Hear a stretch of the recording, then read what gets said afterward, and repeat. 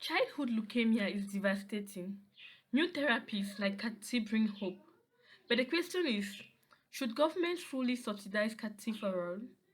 Our stance is no. Government should prioritize sustainability, equity, and readiness. Ladies and gentlemen, members of the opposing teams, good evening and greetings to all.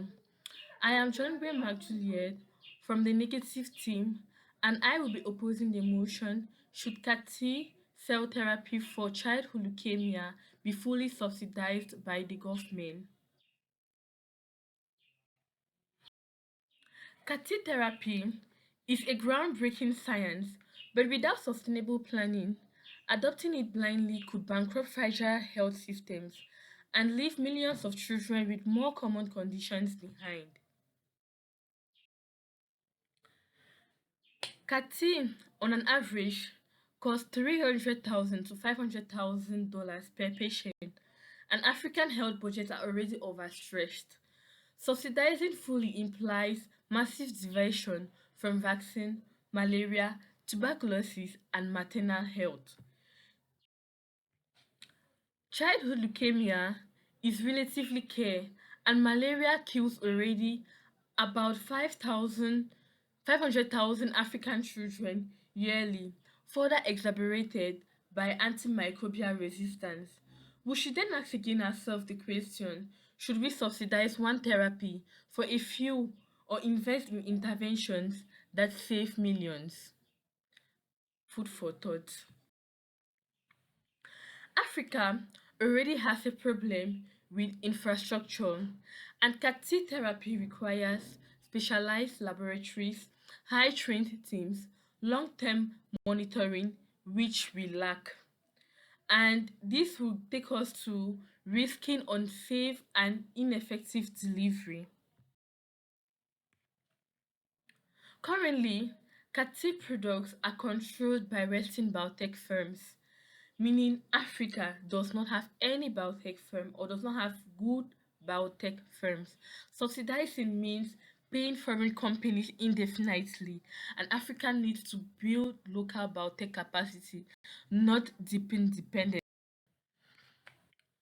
Alternative solutions which Africa could look at include prevention and early detection, which will save lives and lower cost or dependency. And we could instead invest in chemotherapy access, radiotherapy infrastructure, and palliative supportive cares. Wider reach, more impact, and less financial strain is what we are going to achieve with this. Members of the affirmative team have presented their case on three pillars, which include efficacy and value, equity, and innovation. We commend them for their passion. However, upon closer inspection, these pillars are not strong as they seem. Firstly, on efficacy and value, the affirmative team would praise the 80% remission rate of CAR-T. But let's be clear, a cure of 100 children is a medical victory. But if it drains our budget, what happens to the thousands of children with malaria?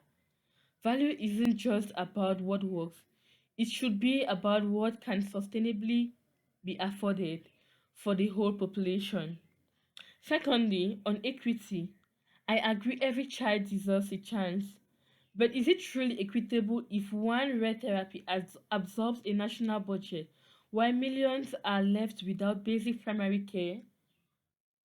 True equity means fair distribution of limited resources to save most lives. And lastly, on innovation, we support progress, but subsidies shouldn't be blank checked. We can support innovation with smart policies like public-private partnerships, local trials, and phased adoptions, not with an unsustainable fully subsidy. CAR-T therapy is a medical miracle, but miracles must be managed responsibly. Africa must prioritize sustainable, equitable, and scalable health solutions. Subsidizing cattle fully today risks collapsing tomorrow's health systems. This answer is not never, but not yet, and not this way. There is better African. Thank you.